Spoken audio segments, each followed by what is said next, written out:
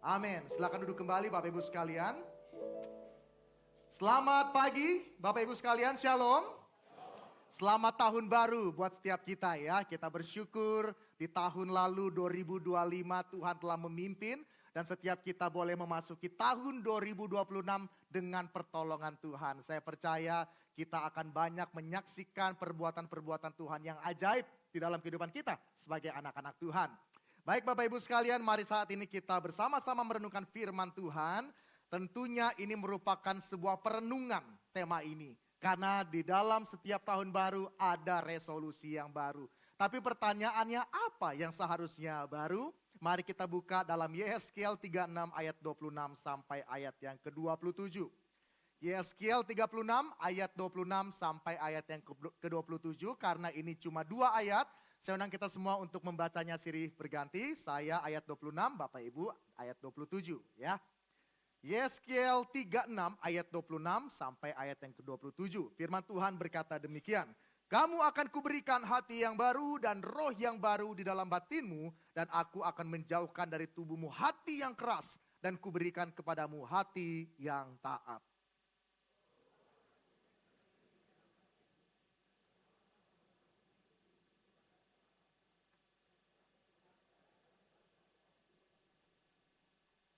Terpujilah nama Tuhan.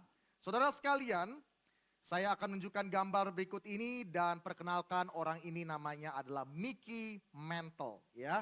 Dia adalah seorang legenda baseball di Amerika. Dia adalah bintang dari New York Yankees yang memiliki begitu banyak idola. Saudara, namun di balik kejayaannya, dia adalah seorang pecandu alkohol yang sangat berat. Dan gaya hidupnya menghancurkan tubuhnya perlahan-lahan. Pada akhirnya karena dia adalah pecandu alkohol, akhirnya hatinya menjadi rusak parah. Dan pada tahun 1995 kondisinya ini menjadi semakin kritis. Dan pada saat itu dokter memutuskan ini harus dilakukan transplantasi hati darurat. Puji Tuhan, operasinya berhasil. Dan saat itu media-media menyebutkan ini adalah kesempatan kedua di dalam kehidupan. Second chance at life. Dan beberapa hari setelah sadar, Mantle itu berkata kepada publik demikian. Ini adalah kesempatanku yang kedua dan saya tidak mau menyia-nyiakannya. Ya, tentunya kalau kita berbuat kesalahan, punya kesempatan atau terjadi sesuatu yang buruk karena kesalahan kita tentunya ingin memperbaiki di kesempatan yang kedua itu. Benar bukan? Demikian pula juga dengan Mickey Mantle. Tetapi Bapak Ibu sekalian, beberapa hari setelah dia sadar dan beberapa minggu kemudian setelah dia sembuh, dokter dan keluarganya mengkonfirmasi sesuatu yang tragis. Apa itu? Dia kembali minum alkohol. Dia kembali ke kebiasaan lamanya dan tidak benar-benar dia tinggalkan.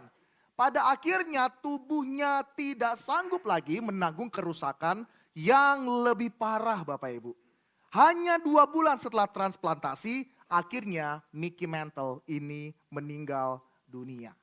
Saudara, dalam literatur medis, kasus Mantle ini sering disebut sebagai contoh tragis bahwa transplantasi organ tidak otomatis mengubah kebiasaan hidup. Saya ulangi sekali lagi. Contoh tragis bahwa transplantasi organ tidak otomatis mengubah kebiasaan hidup. Dan beberapa waktu sebelum dia wafat, ia pun berkata kepada publik demikian.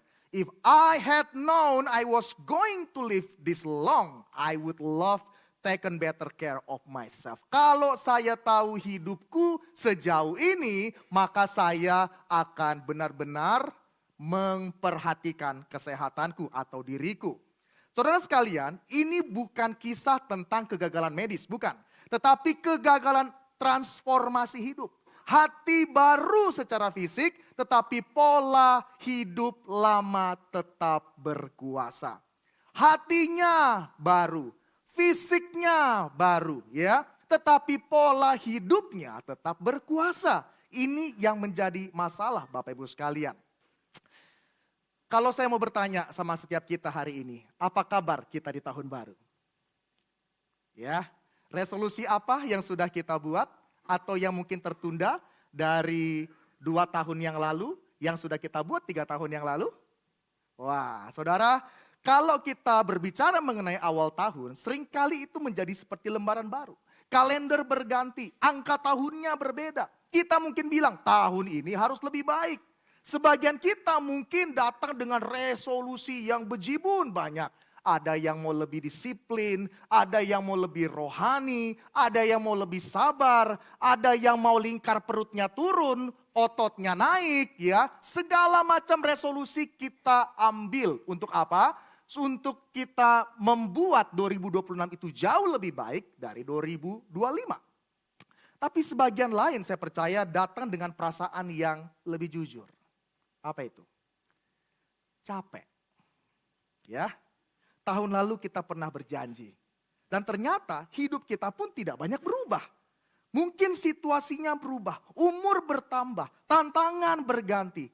Tapi kalau kita mau jujur, banyak di antara kita masih orang yang sama.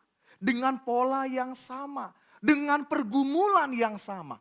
Maka pertanyaannya bukan lagi apa yang ingin kita ubah di tahun ini, tetapi apa sebenarnya yang perlu diperbaharui. Apakah itu mungkin strategi hidup yang lebih baik? Atau memang yang kita butuhkan hati yang sungguh diperbaharui.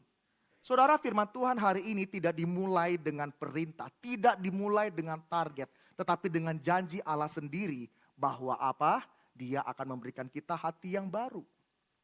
Karena dia tahu masalah dalam manusia itu bukan kurang usaha, tetapi hati yang keras dan hidup yang ingin memimpin dirinya sendiri. Masalah manusia apa? Bukan kurang usaha, tapi hati yang keras dan hidup yang ingin memimpin diri sendiri. Saya percaya ini menjadi problem setiap kita. Di sanalah Tuhan berkata apa? Aku mau memberikan hati yang baru. Bukan supaya kita jadi manusia yang super, yang sempurna. Tapi kita boleh sungguh-sungguh hidup dipimpin oleh Tuhan. Hari ini kita akan belajar 2 poin. Apa yang seharusnya baru. Yang pertama Bapak Ibu sekalian, yang perlu kita ketahui. Yang baru itu bukan tentang perubahan, tetapi arah hidup. Saudara, kalau kita membaca kitab Yehezkiel, sesungguhnya kita akan mendapati suatu hal yang miris terkait umat Tuhan. Apa itu? Kematian rohani yang disebabkan oleh hilangnya arah hidup yang benar. Ini yang terjadi pada zaman Yehezkiel. Mereka mengalami kematian rohani yang disebabkan hilangnya arah hidup yang benar. Di sini Nabi Yehezkiel berbicara kepada bangsa Israel yang sedang berada di titik terendah pada masa pembuangan di Babel pada saat itu. Yerusalem hancur, bait Allah rata dengan tanah. Mereka benar-benar hancur. Saudara, mereka gagal menaati hukum Taurat bukan karena hukum itu sulit dimengerti, bukan. Tapi karena hati mereka memberontak. Saya ulangi. Mereka gagal menaati hukum Taurat bukan karena hukum itu sulit dimengerti. Tetapi karena hati mereka yang memberontak. Itu yang menjadi problem Bapak Ibu sekalian. Dan disinilah kita melihat sejarah Israel adalah sejarah kegagalan yang berulang. Maka kalau kita membaca di dalam kitab Yehezkiel yang bagian yang pertama, yaitu di pasal 2 ayat 3 sampai 5, di situ Tuhan berkata kepada Yehezkiel, firman-Nya kepadaku, hai anak manusia, aku mengutus engkau kepada orang Israel, kepada bangsa pemberontak yang telah memberontak melawan aku. Mereka dan nenek moyang mereka telah mendurhaka terhadap aku sampai hari ini juga. Kepada keturunan inilah yang keras kepala dan tegar hati, aku mengutus engkau dan harus kau katakan kepada mereka, beginilah firman Tuhan Allah. Dan baik mereka mendengarkan atau tidak, sebab mereka adalah kaum pemberontak. Mereka akan mengetahui bahwa seorang nabi di tengah-tengah mereka. Saudara, dengan kata lain melalui ayat ini kita melihat bahwa kematian rohani ini tidak bersifat instan. Tetapi bersifat akumulatif akibat pengabaian akan kegagalan mereka sebagai umat Tuhan. Setidaknya kita mendapati akumulasi dosa dari bangsa Israel seperti demikian. Mereka sudah memberontak sejak mereka keluar dari Mesir. Mereka melakukan penyembahan berhala. Padahal mereka sudah melihat karya Tuhan yang begitu luar biasa. Mereka memberontak di padang gurun, sudah dipelihara dengan sempurna, tapi bagi mereka lebih baik kami hidup di Mesir daripada kami ada di padang gurun. Dan kemudian ketika mereka berjalan menjadi sebuah bangsa, silih berganti raja demi raja. Mereka melakukan kekejian ritual dan moral yang sangat ekstrim. Mereka mencemarkan bait suci, mereka melakukan pengorbanan anak, mereka melakukan ketidakadilan sosial. Dan hal itu semua tercatat. Dan juga mereka melakukan perzinahan spiritual atau sinkretisme. Saudara, kita melihat inilah kehidupan bangsa Israel. Jadi perlahan tapi pasti mereka menuju apa yang namanya kematian rohani. Dan kejadian inilah Yehezkiel menyaksikan kehidupan Israel pada zamannya. Hati mereka sudah membatu. Hati Israel sudah membatu. Hati Israel dikatakan membatu karena dosa telah merusak hati dan pikiran mereka sedemikian rupa sehingga tidak ada lagi kapasitas untuk taat. Tidak ada lagi kapasitas untuk taat sama sekali. Dan disinilah kita melihat Bapak Ibu sekalian, mereka sendiri pada dasarnya sudah kehilangan arah. Mereka menjadi bangsa pemberontak yang secara natur menolak Tuhan. Sehingga satu-satunya solusi bukanlah sekedar perbaikan perilaku. Bukan sekedar motivasi. Tetapi apa yang dibutuhkan? Hati yang baru. Ini yang dibutuhkan oleh bangsa Israel. Itulah sebabnya janji Tuhan kepada Israel di pasal yang 36 ayat 26 demikian. Kamu akan kuberikan hati yang baru. Dan roh yang baru dalam batinmu. Dan aku akan menjauhkan dari tubuhmu hati yang keras. Dan kuberikan kepadamu hati yang taat. Saudara sekalian, ini merupakan satu hal yang sangat penting sekali. Karena di dalam konteks Israel, hati itu memiliki sebuah tidak hanya sekedar pengendali kehidupan. Tetapi juga berbicara mengenai identitas.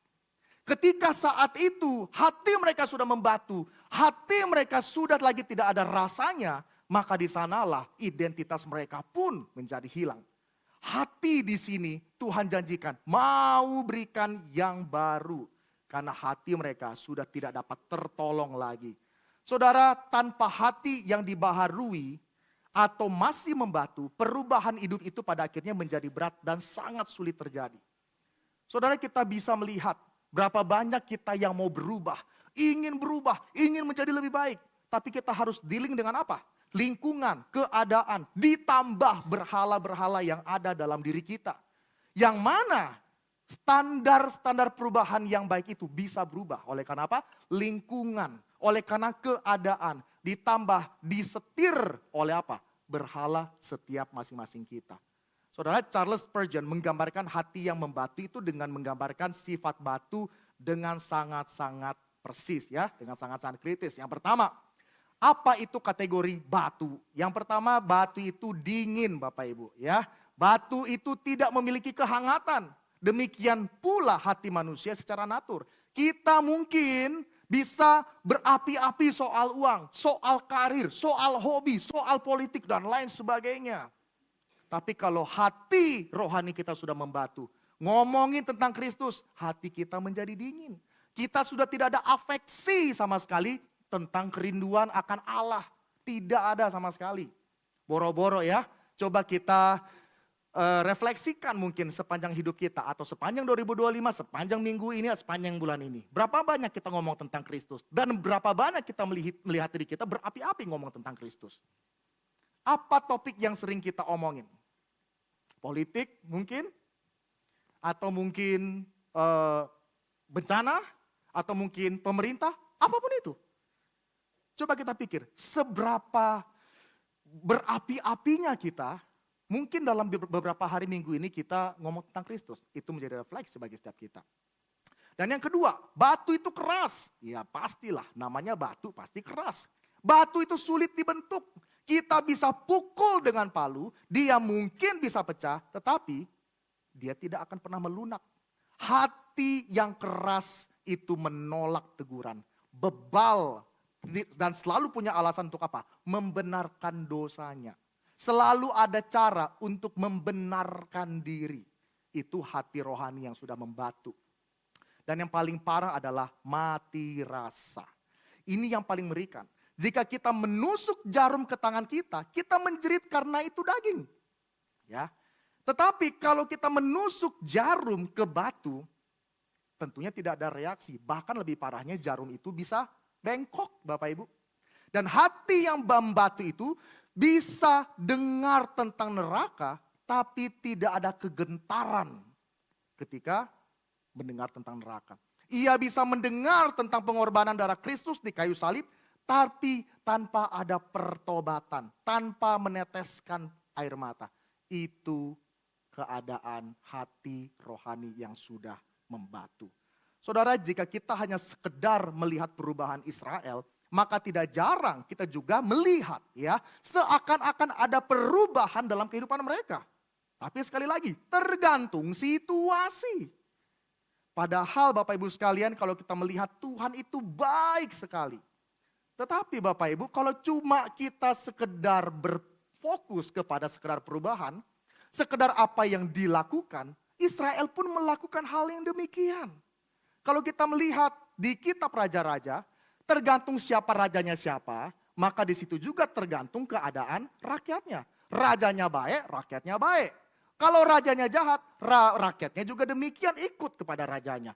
Kalau waktu Tuhan sudah baik menolong mereka, yang kejadian apa? Wah, mereka langsung memberikan korban, persembahan, dan lain sebagainya. Wah, baik. Dan semua orang melihat itu baik. Tetapi di saat mereka mengalami kesulitan, atau mungkin seakan-akan Tuhan diam, apa yang terjadi? Mereka kembali menyembah kepada dewa-dewa lain. Tergantung siapa yang bisa membawa keuntungan. Itulah Israel. Maka Bapak Ibu sekalian, dalam Yesaya 29 ayat 13, di sini Yesaya mengatakan demikian. Bangsa ini memuliakan aku dengan bibirnya, padahal hatinya jauh daripadaku. Ini menarik ya. Bangsa ini memuliakan aku dengan bibirnya. Saya percaya kita semua tahu dengan istilah nggak ada yang tahu hati orang. Benar nggak? Yang dilihat apa? Perilakunya. Yang dilihat apa? Omongannya, begitu ya. Tapi siapa di sini yang berani menilai setiap kita yang memuji Tuhan tadi, gitu ya? Nyanyi hatinya jelek, nyanyi. Berani kita ngomong kayak gitu? Nggak mungkin kita berani ya. Itu sudah jaji banget. Tetapi di sini firman Tuhan katakan, bangsa ini memuliakan aku dengan bibirnya, padahal hatinya jauh daripadaku. Ini adalah suatu hal yang mengerikan. Dengan demikian, yang dibutuhkan oleh Israel dan juga setiap kita bukanlah sekedar perubahan hati atau perubahan moral. Tetapi apa? Arah yang baru yang dimampukan ketika Tuhan sudah memberikan hati yang baru. Saudara, hal ini sejalan dengan makna pertobatan dalam makna aslinya dalam bahasa Ibrani. Ya, suv ya, yang berarti berbalik, kembali, berpaling arah, dan metanoia yang artinya adalah perubahan pikiran, cara berpikir. Di sini kita melihat Bapak Ibu sekalian, pertobatan itu tidak sama dengan sekedar aku merasa bersalah. Pertobatan itu tidak sama aku janji tidak mengulang.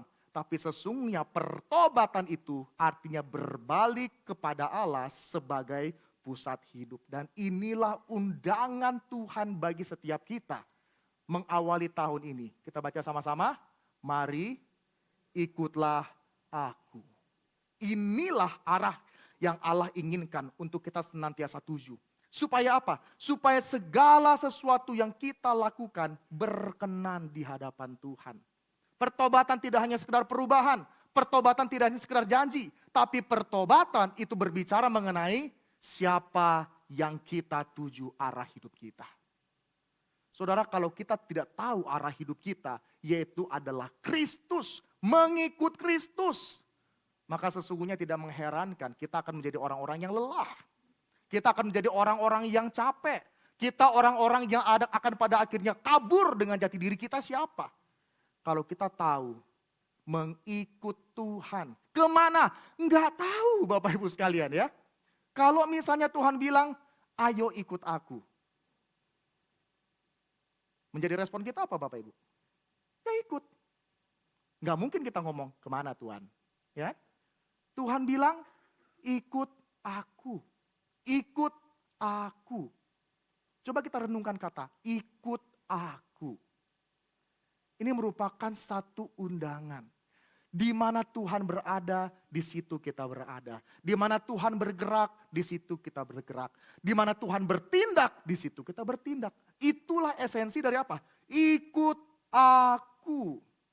Maka ketika kita melakukan bahkan satu kesalahan, ketika kita ikut Tuhan, tidak ada rasa yang guilty karena seakan-akan kita dihukum. Tidak, karena kita sungguh mencintai Tuhan. Kita mau bertobat, kita mau ikut dan menyenangkan Dia. Ikut Tuhan. Itulah yang Tuhan inginkan supaya kita mengerti pertobatan itu bukan sekedar melakukan A, B, C, D.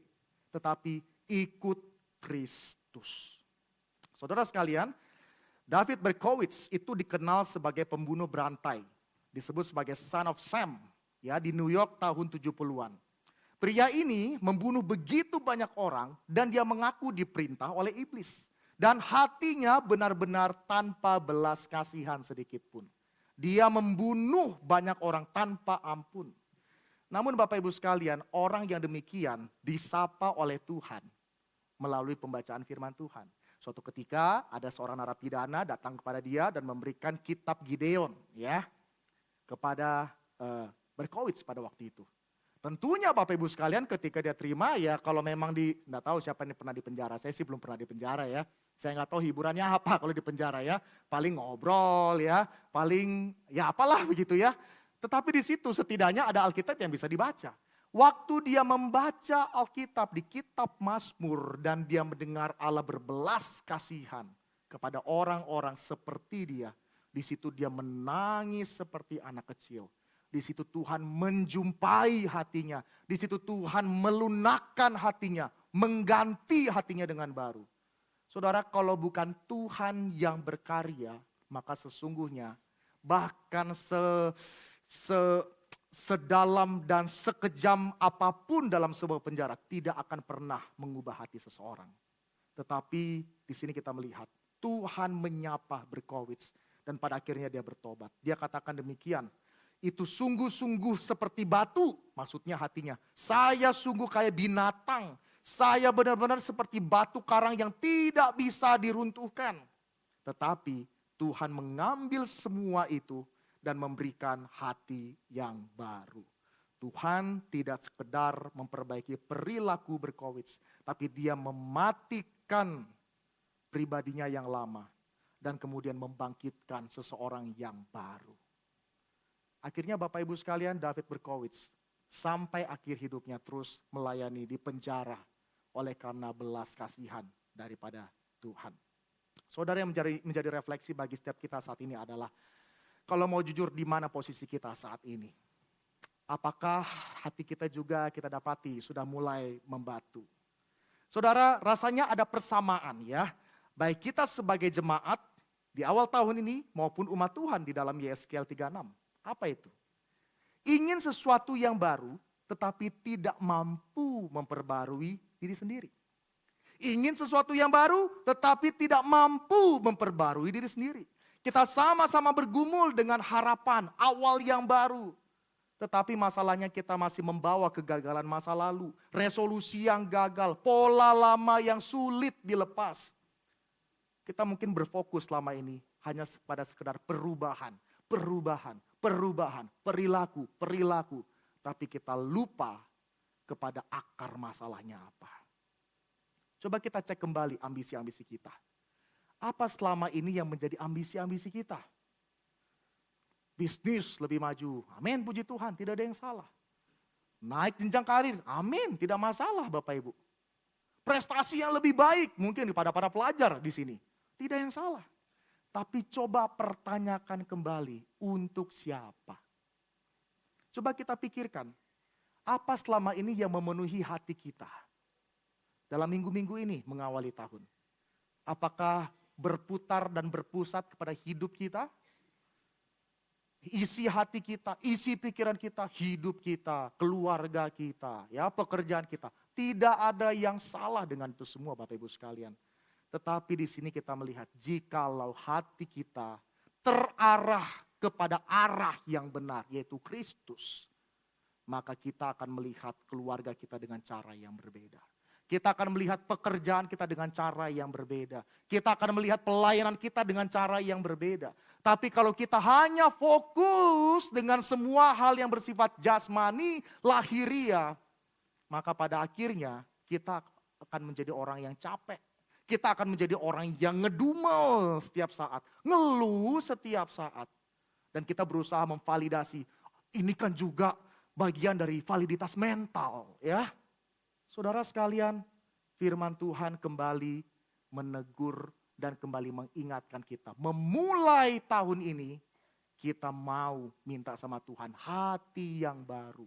Supaya hati yang baru itu apa? Terarah kepada Kristus. Kita tidak tahu 2026 akan menjadi apa Bapak Ibu sekalian. Kita tidak pernah tahu. Tapi kalau kita ikut Kristus sekalipun kita berada dalam lembah kekelaman, kita akan mendapatkan ketenangan. Kita pun tetap akan berkarya karena kita bersama-sama dengan Kristus. Karena tidak hanya sekedar kita rasa aman dan berkarya dan terarah kepada Kristus. Karena panggilan kita yang kedua dengan hati yang baru, yaitu adalah berbuah banyak. Oleh sebab itu Bapak Ibu sekalian, ayat 27 dikatakan demikian. Rohku akan kuberikan diam dalam batinmu dan aku akan membuat kamu hidup menurut segala ketetapanku dan tetap berpegang pada peraturan-peraturanku dan melakukannya. Saudara, Mickey Mantle tadi di awal kita melihat, dia dikasih transplantasi hati yang baru, ya. Tapi yang tidak berubah apa? Gaya hidupnya, betul. Tapi di sini Tuhan kasih kita komplit Bapak Ibu. Hati yang baru, rohnya akan diberikan supaya kita menuruti segala ketetapannya dan berpegang pada peraturan-peraturannya dan melakukannya. Tidak hanya sekedar hati yang baru, tetapi spiritnya Tuhan itu, Tuhan juga kasih supaya kita menjadi berkat melalui buah yang kita hasilkan. Saudara, tujuan kita berbuah apa sih sebenarnya? Tentunya untuk memuliakan Tuhan, benar ya? Tapi siapakah yang sungguh-sungguh menikmati buah itu? Orang lain. Ya. Misalnya di sini kita ya, saya misalnya bergumul dengan kemarahan ya, kurang sabar. Dan kemudian saya tiba-tiba di awal tahun ini saya datang kepada keluarga saya dan mengatakan, Mi, Ashley, Alexa, lihatlah 2026 Papa makin sabar kan ya? Responnya apa? Bisa hoe, gitu kan? Gak percaya, itu validasi diri sendiri, ya gak? Di sini ada yang berani mengatakan, saya akan memvalidasi, saya orang yang bersuka cita, tidak ada lagi murung-murungan. Ya, lihatlah, saya sudah menghasilkan buah sukacita. Apakah kalian sudah melihat hasilnya? Nah, sekali lagi, yang menyaksikan dan menikmati buahnya itu orang lain. Yes, kita pun bersuka cita bisa melihat itu. Tetapi buah itu dihasilkan, dinikmati oleh orang lain. Supaya melalui buah itu nama Kristus dimuliakan. Hidup kita dapat menjadi berkat. Kenapa ini menjadi penting Bapak Ibu? Karena melalui hal ini kita melihat bahwa Israel gagal dapat menjadi berkat bagi bangsa-bangsa. Kita perlu ingat kembali panggilan Tuhan kepada Abraham dan Israel. Yakni apa? Menjadi berkat bagi bangsa-bangsa. Namun kenyataan dalam perjalanan mereka, hati mereka tidak benar-benar terarah kepada Tuhan. Perubahan dan pertobatan mereka hanya ditentukan oleh apa? Keadaan dan rasa takut. Sehingga yang mereka benar-benar lakukan seakan-akan untuk Tuhan, bukan untuk Tuhan tetapi untuk apa? Kebaikan, keamanan diri mereka sendiri. Mereka tidak pernah benar-benar melakukan untuk Allah, apalagi bagi orang lain. Di sini Israel miss the point. Tentunya ini menjadi peringatan bagi kita. Karena apa? Karena kita seringkali mengasosiasikan berbuat banyak sama dengan berbuah banyak. Kalau kita dipanggil untuk berbuah, itu bukan berbicara berbuat banyak. Tetapi apa? Supaya dapat menjadi berkat. Kita manusia cenderung menyamakan banyak berbuat sama dengan banyak berbuah. Ya. Padahal Alkitab pun, Tuhan Yesus pun mengatakan dalam Matius 7 ayat 21. Ada yang tahu isi ayat firman Tuhan itu? Bukan mereka yang berseru, Tuhan, Tuhan. Ya. Tapi sebelumnya dikatakan apa? Oh, kami sudah berbuat demi namamu, kami sudah pelayanan dengan baik Tuhan. Tapi pada akhirnya Tuhan bilang, sorry. Kamu siapa? Kamu siapa? Karena apa? Karena buah itu lahir dari ketaatan seseorang yang mencintai Tuhan. Jadi jangan berpikir ketika kita berbuat banyak, itu sama dengan berbuah banyak. Beda Bapak Ibu sekalian. Ini menjadi satu hal yang reflektif bagi setiap kita. Coba setidaknya kita mendiagnosis ya.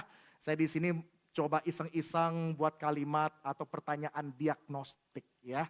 Apakah selama ini kita adalah orang-orang yang sungguh-sungguh di dalam Tuhan memang berbuah atau kita kategori orang yang ternyata berbuat banyak ya. Bukan berbuah banyak tapi berbuat banyak. Nah, mungkin yang pertama adalah seberapa sering kita mengeluh dan akhirnya putus asa ketika berhadapan dengan dosa dan karakter kita yang lama. Ini menjadi diagnostik bagi setiap kita. Seberapa sering kita mengeluh dan akhirnya putus asa ketika berhadapan dengan dosa dan karakter kita yang lama.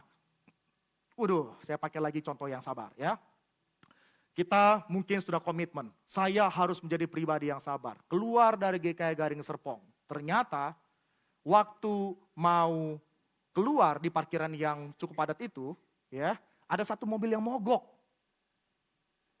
Gitu ya. Lama antriannya. Disitulah kesabaran diuji. Langsung tidak sabar. Gimana sih ini orang? Kenapa nggak ngecek mobilnya? Kenapa nggak ngecek akinya dan lain sebagainya? Gitu ya. Segala macam. Akhirnya kemudian di rumah, sudahlah. Hari ini gagal, besok coba ulang lagi ya. Waktu besok mau ulang, ternyata teman di kantor itu nyebelin. Mulai lagi ngedumel, kurang sabar. Akhirnya terus berulang. Akhirnya kita bilang, oh ya sudahlah, sabar mungkin karakter default saya begitu ya. Kurang sabar menjadi karakter default saya kurang sabar memang. Sudahlah, saya menyerah. Kalau saya mau begini apa adanya, orang harus terima diri saya apa adanya. Saya udah nyerah lah kayak gitu ya. Atau yang kedua mungkin, seberapa sering kita komitmen, ambil satu komitmen yang baru, ujungnya sia-sia. Dan tidak terlanjutkan kembali. Saya mau komitmen di 2026 lebih rajin baca Alkitab. Minimal seminggu sekali. Masih bagus dong. Ya kan, daripada gak sama sekali. Di luar hari Minggu tentunya. Ya, seminggu sekali. 3 minggu pertama. Seminggu sekali. Ya, lancar. Jadi hari Minggu baca Alkitab. Rabu ikut doa baca Alkitab.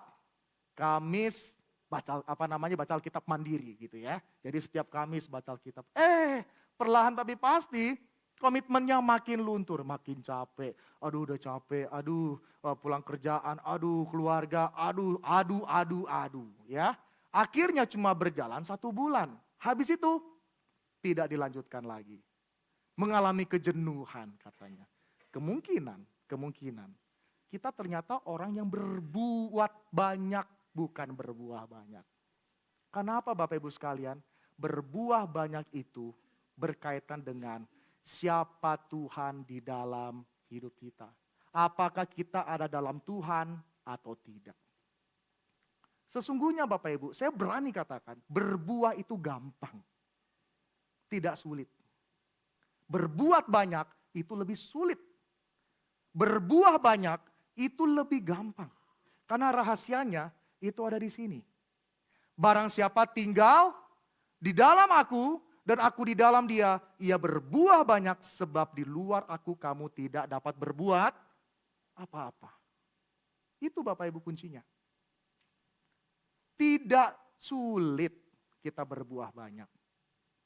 Karena ketika kita berbicara, tinggal di dalam aku, saya sederhanakan. kita cinta dan komitmen kepada Tuhan. Itu. Kita mencintai Tuhan, kita mau komit sama Tuhan. Itu yang artinya tinggal di dalam Dia. Saya mau tanya sama kita yang sudah berkeluarga ya, sudah suami istri. Ada yang bilang katanya ya, di dalam pernikahan 5 tahun awal itu ada cinta dan komitmen. Sisanya apa? Sisanya apa? Komitmen, benar nggak? Nah sekarang coba lihat kanan kirinya, pasangannya. Berani bilang, saya sekarang cuma komitmen gak cinta. Coba, tes dulu. Ya kan? Katanya setelah 5 tahun ke atas sisa komitmen, gak ada cinta. Sekarang coba lihat kanan kiri, berani bilang, saya jalanin ini hanya komitmen gak ada cintanya. Gak mungkin kan? Disinilah kita ngerti. Cinta dan komitmen itu ketika kita jalankan, ketika kita hidupi, ketika kita mencari nafkah sebagai seorang suami, gak ada yang ngeluh. Pokoknya saya harus memberikan sesuatu, sesulit apapun. Sekalipun itu berat, kita tahu saya memberikan ini buat keluargaku. Saya mencintai keluargaku. Bagi para istri, ketika kita ada di rumah, mengurus anak-anak gitu ya. Sudah dikasih tahu, hari ini tobat, besok kumat. Habis ini malamnya tobat, kumat lagi, tobat, kumat. Tapi kenapa kita tetap mencintai dan memberikan yang terbaik buat anak kita? Karena kita cinta dan komit tanpa ada beban. Benar nggak orang tua? Bagi anak-anak saya tanya, cinta dan komit. Orang tua kita tahu seperti apa, ya nggak? Tapi di sini ada yang berani ninggalin orang tuanya? Enggak, oke lah, karena cengli masih dikasih makan, ya nggak? Tapi deep inside Bapak Ibu, karena kita mencintai mereka. Karena kita mencintai orang tua kita, keluarga kita. Oke lah, saya ambil contoh sedikit di luar konteks keluarga. Bagi anak muda, saya mau tanya, yang lagi sedang keras-kerasan gitu ya. Dan bagi Bapak Ibu yang gak tahu istilahnya keras itu cem-ceman ya. Kayak gitu, yang lagi disuka, yang lagi di gebetan lah gitu, gebetan ya. Kita tahu, dapetin dia memang susah. Tapi kenapa kita mau ngorbanin uang jajan kita, bahkan siap makan Indomie, telur sehari 3 kali untuk memberikan sesuatu? Sulit gak kayak begitu? Hah? Bagi yang laki-laki? Yang di atas ketawa-ketawa ya. Kenapa? Karena kita memang mau, di situ ada momen cinta dan komitmennya sekalipun gak diterima. Itulah penggambaran tinggal di dalam Tuhan. Kita cinta kepada Tuhan, kita komitmen sama Tuhan. Maka sekalipun sulit ikut Tuhan, sekalipun itu berat, dihina, dicerca orang, tidak ada yang namanya berat hati. Karena apa? Karena saya cinta sama Tuhan. Karena saya mau lakukan apapun supaya dia disenangkan. Itulah buahnya Bapak Ibu. Saya tahu sabar itu pergumulan. Tapi saya mau berusaha sekalipun sulit supaya Tuhan happy. Saya mau lebih bersuka cita kepada Tuhan karena saya mencintai Dia. Saya mau berhenti gosip karena itu memang tidak menyenangkan hati Tuhan. Saya tahu kadang gosip itu asik, seru gitu ya. Karena kita seakan-akan dalam menit itu menjadi lebih baik dari orang lain ya. Tapi hari ini saya mau stop untuk gosip. Karena saya cinta sama Tuhan. Saya mau komit sama Tuhan. Itu di dalam Tuhan. Makanya Bapak Ibu sekalian, ini menjadi sebuah perenungan. Hati yang baru itu seharusnya kompatibel dengan arah yang baru. Terlihat di dalam perilaku hidup kita. Dan akhirnya hidup kita berbuah banyak. Saudara, kebayang gak kalau kita memang sungguh-sungguh menghidupi ini, berbuah banyak. Seperti isi doa Bapa kami. Jadilah, datanglah kerajaanmu di bumi seperti di sorga. It's amazing Bapak Ibu sekalian. Datanglah kerajaanmu di bumi seperti di sorga. Oleh karena apa? Setiap anak-anak Tuhan berbuah banyak. Itu adalah sebuah mimpi yang indah. Dan itu bukan sekedar mimpi, itu bisa terjadi di saat kita mau berserah kepada Tuhan. Kita mau dekat dengan Tuhan. Mengenal Tuhan. Ikut Dia kemanapun. Supaya apa? supaya kita berbuah banyak, orang menikmati hasilnya. Saudara, biarlah di tahun yang baru ini kita kembali ambil komitmen. Memang hati yang baru Tuhan itu yang kasih, ya. Tapi apabila seruan ini, suara pesan ini kembali kita dengarkan, ini juga merupakan kesempatan kita minta sama Tuhan. Tuhan berikan hati yang baru. Memang hidupku seperti ini, memang hidupku penuh pergumulan, tapi please kasih saya hati yang baru. Supaya dengan hati yang baru ini, saya bisa ikut Tuhan ke arah yang benar. Ketika Tuhan berkarya, saya ikut berkarya. Ketika Tuhan bertindak, saya ikut bertindak. Apapun yang Tuhan inginkan, let it be. Supaya apa? Supaya banyak orang diberkati melalui buah-buah yang dihasilkan. Dan datanglah kerajaanmu di bumi seperti di sorga. Sungguh-sungguh terjadi. Bayangkan bumi kerajaan Allah terjadi di bumi seperti di sorga. Terjadi di keluarga kita. Terjadi di pekerjaan kita. Terjadi di pelayanan kita. Orang tidak hanya menikmati hasilnya. Tapi akhirnya nama Tuhan yang ditinggikan, dimuliakan. Hati yang baru adalah hati yang mencintai Tuhan. Dan berkomitmen senantiasa ikut dan mengenal Dia. Mari kita tundukkan kepala, kita berdoa.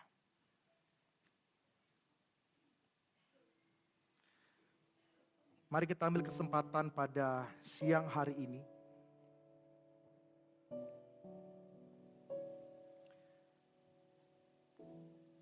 Apa yang kita harapkan baru terjadi di tahun ini? Apakah mungkin ada komitmen disiplin yang baru? Atau kerinduan-kerinduan yang baru? Mari kita datang di hadapan Tuhan. Dan yang terutama mari kita meresponi firman Tuhan. Tuhan berikan saya hati yang baru. Supaya saya bisa ikut kepada arah yang benar. Tidak tersesat, tidak terhilang. Dan hidupku sungguh-sungguh menyenangkan hati Tuhan. Kerinduanku banyak ya Tuhan. Tapi biarlah yang terutama ini saya mau kejar. Hati yang baru yang terarah kepada Tuhan. Mari kita ambil komitmen pribadi di hadapan Tuhan.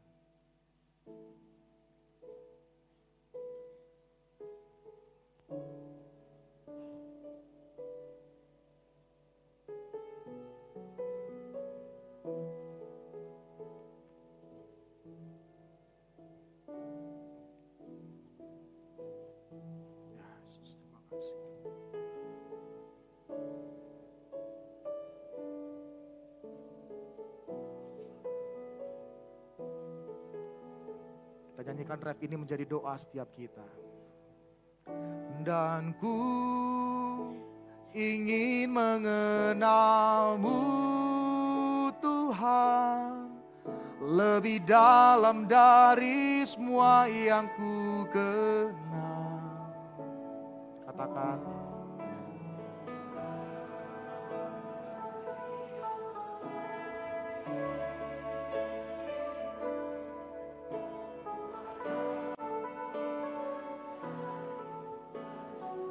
Sekali lagi katakan, dan ku ingin mengenalmu Tuhan, lebih dalam dari semua yang ku kenal. Tiada kasih yang melebihimu, tiada kasih yang melebihimu. Ku ada untuk menjadi penyembahmu, ku ada untuk menjadi penyembahmu. Biarlah hati kami senantiasa berpaut kepadamu ya Tuhan. Berikan kami hati yang baru, supaya dengan hati yang baru kami kembali terarah mengikut Tuhan kemanapun Tuhan pergi. Karena kami tahu ketika kami bersama-sama dengan Tuhan, kami berbuah banyak. Ketika kami di luar Tuhan, kami tidak dapat berbuah banyak ya Tuhan. Kami lelah, kami capek. Oleh sebab itu kami mau memulai tahun ini dekat dengan Tuhan, di hati Tuhan. Dan biarlah kerinduan kami, hidup kami dapat dinikmati melalui buah-buah yang dihasilkan. Supaya mereka dapat melihat Kristus di dalam kami. Mampukan setiap kami ya Tuhan. Demi nama Tuhan kami Yesus Kristus, Juru Selamat kami, Sang Pokok Anggur itu kami berdoa. Amin. Tuhan berkati setiap kita.